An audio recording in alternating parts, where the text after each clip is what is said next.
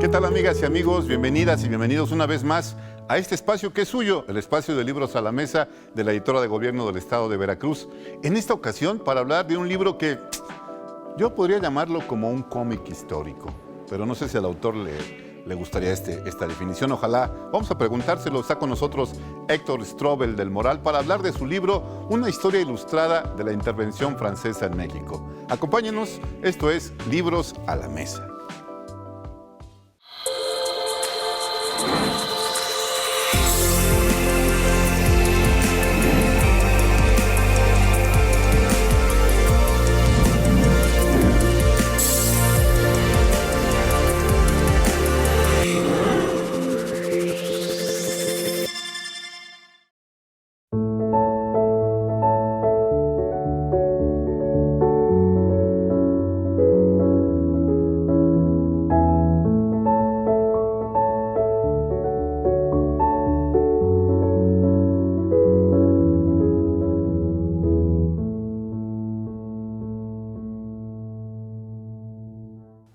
Así es, mi querido público, estoy aquí con Héctor Strobel del Moral, investigador, también historiador y bueno, muy conocedor de la historia de México. Y sobre todo, Héctor, como decía yo, este es un cómic histórico, ¿podría ser eso?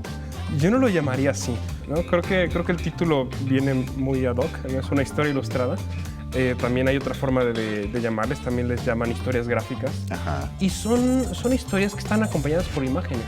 Y algo interesante es que están dirigidas no a un público necesariamente académico, sino más bien al público en general, ¿no? Sí, porque además la imagen como premisa, pero con un contexto, ¿no? Eso es importante. Sí, cada imagen tiene una historia que contar, ¿no? No solamente lo que está representando, ¿no? Sino también la razón por la que se produjo, ¿no?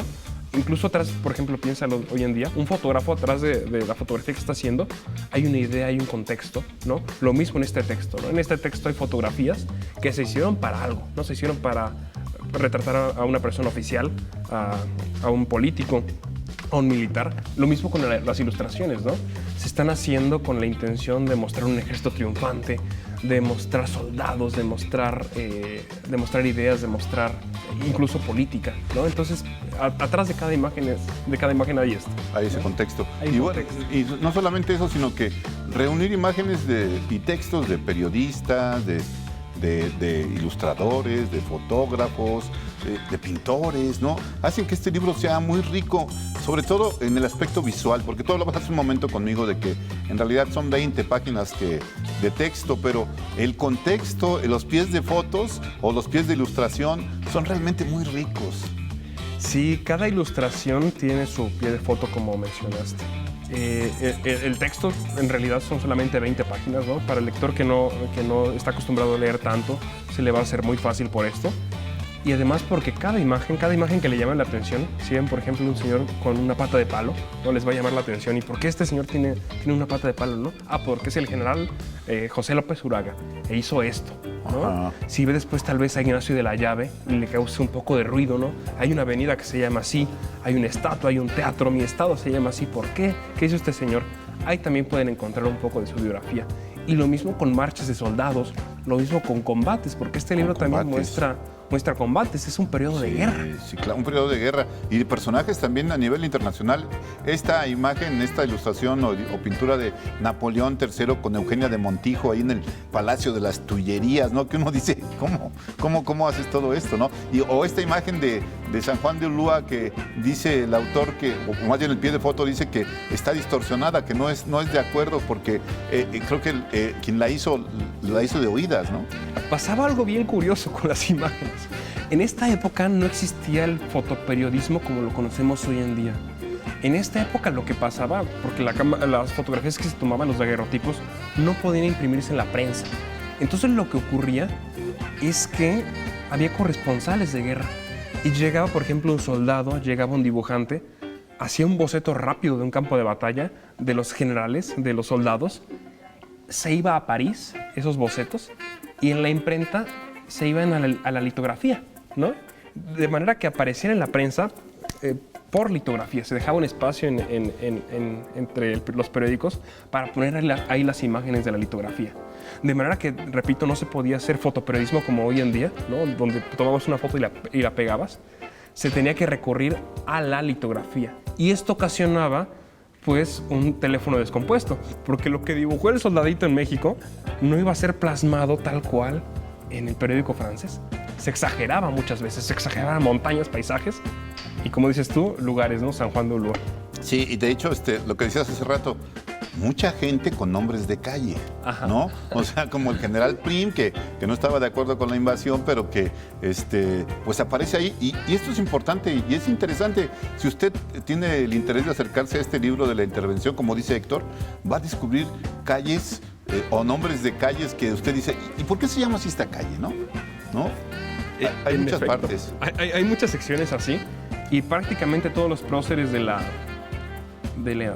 reforma liberal, de esta gesta para Veracruz, tienen su nombre de calle, ¿no? Milán, de la Llave, ya hablaste hace un momento de Prim, etcétera, etcétera, ¿no? Realmente prácticamente cualquier militar que tuvo importancia en este periodo es relevante por eso. A la Torre, ¿no? Sí. Benavides, Alejandro García, prácticamente todos tienen su nombre de calle. Tienen su nombre de calle. Y estatuas, sí. Y el descubrimiento de gente como Félix Díaz, que es el hermano de Porfirio, ¿no? Y que yo no tenía idea de su existencia en la historia de México y de la importancia que tuvo en esta época. Sí, Félix Díaz fue muy importante porque, de hecho, el primer encuentro armado en la intervención francesa se desarrolló en Veracruz, en Fortín. El famoso 19 de abril del 62 fue ese día que se hizo el primer enfrentamiento en la intervención francesa y fue justamente Félix Díaz el que lo encabezó. Y que comandaba 40 dragones mexicanos. O sea, cuando uno lee eso, yo me imagino un niño que lee 40 dragones mexicanos y se imagina una parvada de estos anfibios enormes, ¿no? Como ahora tenemos tantas series de televisión que pueden aparecer los dragones. Eso ayuda mucho a la imaginación, ¿no? Justamente. En esta época un dragón era un jinete montado, Ajá. ¿no? También yo soy muy a la usanza de utilizar los términos de la época, ¿no? Un dragón era un jinete montado, bien armado, con su mosquete y su casco. Era como una unidad de línea, ¿no? No necesariamente iba a cargar, ¿no? Sino que iba además a disparar con su mosquete. Sí, bueno, y hablamos ya un poquito adelantados de lo que es el libro, pero ¿cómo fue la génesis de este libro, Héctor? Eso es algo que de hecho nunca he platicado hasta ahorita. La historia de este libro se debe a que yo soy un coleccionista de fotografías, ¿no? Yo encontraba cada vez, bueno, yo en general me dedico a este periodo, yo me dedico a la intervención francesa y particularmente tengo un amor muy grande a Veracruz porque yo soy de este estado, me encanta mi estado. Entonces yo, mientras estaba en París, en Estados Unidos, en Austin, en España, en Alemania, me fui encontrando imágenes de la intervención francesa. También en México, ¿no? Yo creo que donde más me encontré fue, en primer lugar, París, segundo, México, ¿no? Realmente la cantidad es gigantesca, es asombrosa, ¿no? Tú estás en España y te encuentras de pronto soldado de la Guardia Nacional de Jalapa. Oye, pero eso que dices de París, quiere decir que para Francia también fue muy importante esta época. Fue muy importante y además fue muy importante porque era parte del proyecto napoleónico de Napoleón III y era parte de su gran pensamiento, como se le llamaba, gran pensamiento colonial. Así como era importante en este momento México, la prensa también mostraba imágenes de lo que ocurría en el actual Vietnam, donde también estaban desarrollando un proyecto colonialista, en Argelia, ¿no? Etcétera, etcétera. También había ambiciones de eso. Pero te sigo contando un poco sobre la historia del libro, a ver, ¿no? Porque también es interesante. Yo ya había escrito además de eso un texto de la intervención en Veracruz. Ajá. Y me di cuenta que, te mencionaba hace un momento que era muy corto, que se podía ilustrar muy fácilmente. Y además que cada imagen tenía su propia historia, ¿no? Tenía su propia historia que contar por ser imagen, pero además por su forma de haberse producido. De manera que tanto fotografías, litografías e incluso fotografías actuales de lugares o de las llaves, ahorita si quieres platicamos de las llaves, todo eso tenía una historia que contar. Y yo, algo que siempre me había lamentado de este periodo histórico es que realmente no se explicara con imágenes, pese a que había tantas, ¿no? Yo cuando empecé a entrarle a estos temas, cuando era jovencito, me interesaba mucho... Más jovencito. Más jovencito, cuando era un chiquillo. Me interesaba mucho ver imágenes y no las encontraba y no las veía y decía, oh, caramba, ¿y cómo era esta batalla? No, pues no sé. me fui encontrando las imágenes ya en las fuentes, ¿no? Y me di cuenta que se podía crear esta historia, ¿no? Y fue así que salió. Y bueno, hablamos de tu infancia con tu padre artista y las imágenes pues tienen mucho que ver, ¿no? Hay como una conexión ahí natural. Sí. ¿No? Sí. Oye, Héctor, quiero que nos acompañes ahora a ver esta cápsula sobre un proyecto muy interesante, el Librobús. ¿Nos acompañas? Vamos a verla.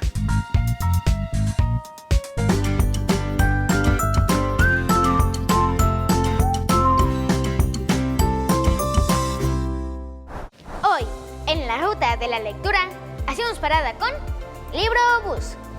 Este es un proyecto que busca fomentar la lectura a todos los rincones de Veracruz, con el apoyo de la Fundación Gaona y el colectivo artístico Los Literatos. Este proyecto se hace a través de una biblioteca móvil, haciendo que niñas y niños puedan disfrutar de la lectura. A mí me encantaron. Tuve la oportunidad de tomar unos talleres en virtual con ellos, en el que puedes escuchar un cuento de las 4 estaciones, con música y todo. Nos encanta que los libros de la editora de gobierno puedan ser compartidos en cada viaje. Así que no lo olvides. Cada vez que veas pasar al Librobús, no lo dudes y súbete a la diversión. En la encuesta Molec se dice que los mexicanos leemos 3.7 libros al año, entonces sí hay una deficiencia en cuanto a la lectura. El mayor reto del Librobús es poder acercarnos a las comunidades más alejadas de la ciudad por la cuestión financiera. Los proyectos culturales difícilmente son muy bien apoyados. Sí hemos recibido apoyo gubernamental, pero consideramos que a veces es necesario aportar un poco más. El tener como prioridad estas zonas que están alejadas de la ciudad, descentralizar las actividades culturales es algo que muchas veces no se hace. En el caso del Librobús, nuestra estrategia es incluir las artes hacia el fomento de la lectura, como la música, el teatro, los títeres, una forma de acercar los libros, la literatura a las niñas y niños es a través del arte, que es lo que hacemos en el Librobús.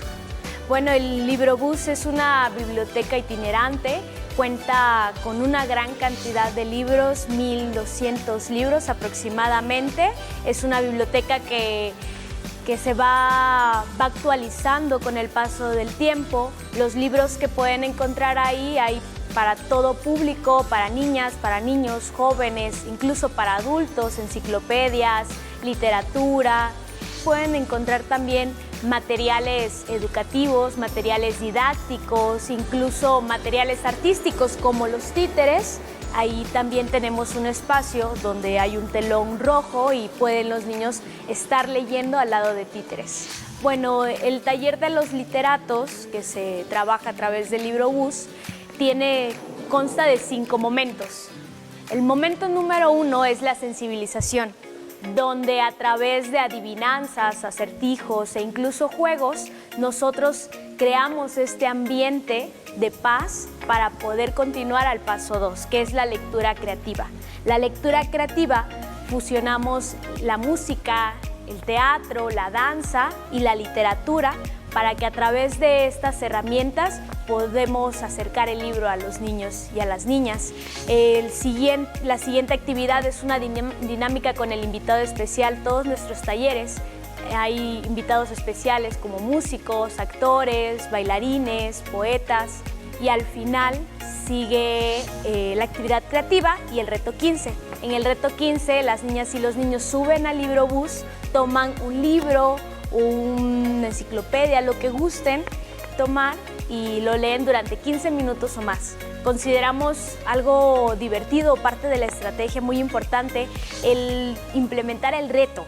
Para las niñas y los niños principalmente, un reto es divertido, ¿no? Te reto a que no puedes leer este libro durante 15 minutos o leer 2, 3 libros.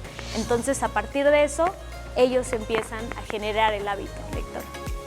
Hola, yo soy Juanito Parcela y a mí Me gustan mucho los cuentos. Por eso el día de hoy te invito a que nos acompañes en el Libro Bus y puedas conocer un poco de mi historia. ¿Tienes sueños? Yo tengo un gran sueño. Y si quieres conocer mi historia, te mostraré cómo cumplir tu enorme sueño. ¿Qué tal? ¿Les gustó este proyecto? No olviden visitar las redes de la Editora de Gobierno en Facebook junto con su página oficial. Y cada vez que vean al Libro Bus, háganle la parada, que no se les escape. ¡Adiós!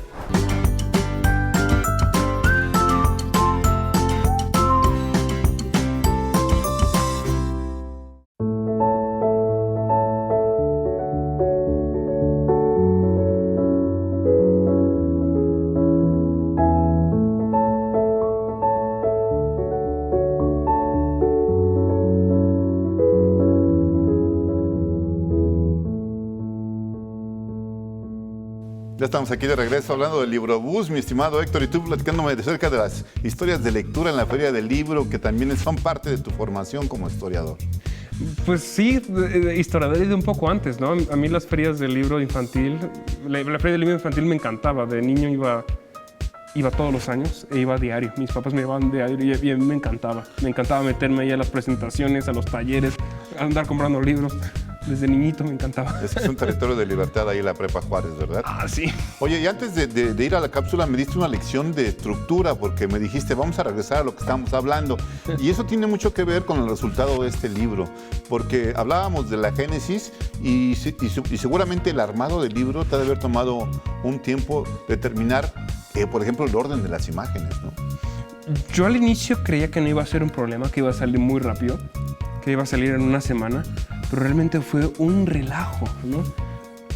Hoy en día las facilidades de las computadoras nos permiten mucho, pero yo tenía mis imágenes que pesaban muchísimo cada una, y lo primero fue realmente una tarea de descarte.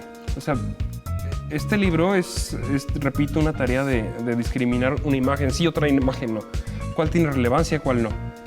¿Por qué razón? Porque sí tenía muchas. O sea, yo tenía fácilmente el doble. Yo tenía fácil 400 imágenes de la historia ilustrada de Veracruz. Y no solamente cuál sí, cuál no, sino cuál tiene la calidad como para aparecer, ¿no? ¿O no? Además, también un poco eso. Sí. Y yo diría más bien como el mérito, ¿no? Porque tenía por ahí algunas imágenes de... Te doy un ejemplo. Pueblito tal en este año. Bueno, eso tal vez no sea tan importante. O muchas de Puente Nacional. Entonces, bueno, tal vez elegir solamente algunas, o también lo mismo, muchas de Jalapa. Esta vale la pena, esta no. Entonces fue más bien una tarea así. O esta tiene más que contar que esta otra, o con esta se puede contar todo y no en esta otras. Entonces más bien fue eso. Y también darnos cuenta del impacto no solamente visual, sino corporal que debe haber tenido para los europeos, los franceses, el llegar a un imperio como el mexicano, ¿no? Fue un impacto muy grande. Eran soldados que de hecho eran soldados de mundo. Ya la mayoría de ellos, de los que llegaron a México, habían estado en Argelia. Habían estado también en Italia. Habían estado en Crimea, en la actual Rusia. Algunos venían además de Asia, venían del actual Vietnam. De Camerún también algunos, de manera que eran soldados de mundo, pero no tenían la experiencia americana. Exacto. De manera que sí les gustó mucho, les gustó bastante México. Algo bien interesante es que les gustaron las mujeres muchísimo, ¿no? Hay muchos relatos sobre, ay, qué guapas son las mexicanas, y en específico, les gustaban mucho las jalapeñas. Y hay localidades de nuestro país con un fuerte... herencia francesa, ¿no? Sí, hay localidades de gran presencia francesa. En Veracruz, por ejemplo, hacia el norte, también aquí cerquita, en Alto Lucero. En Alto Lucero, claro, Martínez. Martínez de la Torre, se me ha oído el nombre. Martínez, que tiene mucha presencia francesa, pero no es presencia de esta época, es presencia posterior. Es presencia del porfiriato. Pero esto que hablamos también tiene que ver con la llegada no solamente de franceses, sino de otros, que son como mercenarios que llegaban a nuestro país también para entrarle a la guerra. No son mercenarios, son colonos. Ajá. Que de hecho habían empezado a llegar, los primeros colonos franceses que llegaron a México, llegaron a Coatzacoalcos, para fundar la colonia de Minatitlán. Pero fue una colonia que entró en fracaso y esos franceses aún así se quisieron quedar en México. Algunos fueron a Veracruz, pusieron sus tiendas, pusieron restaurantes. Otros se fueron a la Ciudad de México y, por ejemplo, el pastelero de la Guerra de los Pasteles es de esta colonia, ¿no? Y después llegaron otras colonias, hablábamos hace un momento de la de Martínez de la Torre, además de la de Alto Lucero, pero son posteriores a esta intervención, son del Porfiriato. Y llegaron con colonias además italianas igual en el Porfiriato, ¿no? La colonia, por ejemplo, de Centla, junto con otras en todo el país. Oye, ¿y dejaron algunas edificaciones que podamos identificar de aquella época? Claro que sí, todas estas poblaciones que mencionamos tienen su arquitectura propia, ¿no? Tienen arquitectura muy parecida un poco a la europea, pero adaptada un poco a lo local, ¿no? Había colonias alemanas, también estaba la del Mirador, que esa ya existía para esta fecha, ¿no? Maximiliano visita el Mirador y de hecho en este libro tengo una imagen de esta visita. Oye, y esto da para una segunda edición. Ah, sí, ¿no? Y es que además este libro lo hice con las imágenes que tenía en ese momento. Ahorita ya me encontré más. Y yo creo que ya esto da para la edición definitiva. Porque algo que me faltaba ver... O sea, ¿una edición expandida? Sí. Ok. Porque encontré más imágenes y mejores, que pueden contar historias que en este libro no incluí. ¿Cómo qué historias? Por ejemplo, este libro está muy enfocado en el centro de Veracruz. Está muy enfocado en Veracruz, Córdoba, Orizaba, Jalapa, Coatepec, Jico, Naolinco, Perote, ¿no? Habla muy poco del Sotavento, muy poco de la Huasteca. Ahora ya me encontré imágenes de esta época, de Tuxpan, de Minatitlán, de Coatzacoalcos, de Acayucan, de Tlacotalpan, que hace falta incluir. ¿Y esto no las encontraste al principio porque estaban, digamos, más escondidas o cómo fue? Estaban embodegadas en el Museo de Historia del Estado de Veracruz, de Orizaba. En el MAEB. En el MAEB, exactamente. Ahí estaban. Pero no las tenían exhibidas en el acervo, no en el acervo que tú vas a ver, que por cierto tiene muchas imágenes de la intervención, sino era que las tenían en reserva, en las bodegas. ¿Y en qué condiciones? En buenas condiciones, fíjate. ¿Sí? Y además de eso, bien digitalizadas. Están excelentemente digitalizadas. El IBEC hizo un gran trabajo en ese asunto. O sea que hay ahí todo un acervo para exponer, para conocer, para girar. Que se podría, de hecho, si el IBEC lo desea, hacer una exposición de sus imágenes junto con este libro. Sería, creo que fabuloso. ¿Tiene un valor histórico pero artístico también? Muchísimo, ¿no? Y yo creo que hablamos del acervo o del libro. Sí, de ambas. Sí, este libro, yo de hecho hace rato mencionaste que era un cómic histórico. Yo más bien diría que es un libro de arte. Un libro de arte. Un libro de arte no creado por mí, sino compilado por mí. Sí. Yo lo veo más así. Hay nombres importantes, ¿eh? ¿Qué nombres se te vienen a la cabeza para que la gente se dé cuenta de la importancia de las imágenes? Hay nombres muy importantes. Hablábamos hace rato de Ignacio de la Llave. Hablábamos también de Manuel Díaz Mirón, que fue padre de Salvador Díaz Mirón. De Ignacio de la Torre. Pero de pintores. Ah, de pintores. Sí. Ah, bueno, eso es otro gran tema. Eso es lo que yo decía. Fíjate, la mayoría de estos pintores lamentablemente no son tan conocidos, ¿no? Casi siempre vemos la intervención francesa y pensamos en, por ejemplo, Jean-Baptiste Bossuet, ¿no? Que es el gran pintor de la intervención. En estas ediciones vemos a pequeños litógrafos que tenían su taller en París. Entre ellos están, por ejemplo, Rubens, está, por ejemplo, Girard, están, por ejemplo, también Stevens, ¿no? Que realmente son muy poco conocidos, pero que su obra es magnífica y es enorme, ¿no? Ajá.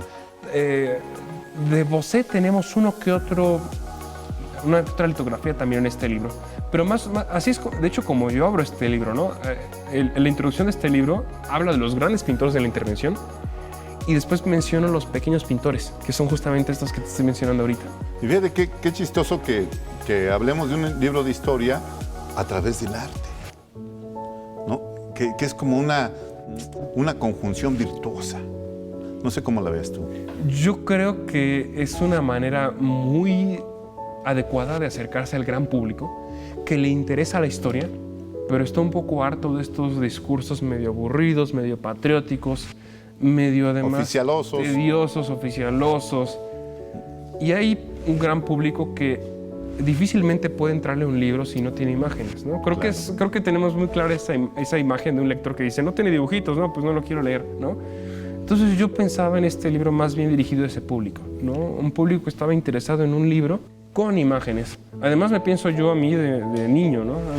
A mí me gustaban mucho las enciclopedias ilustradas, ¿no? Yo leí enciclopedia ilustrada de historia, enciclopedia ilustrada de química. Esos eran los libros que a mí me gustaban de niño.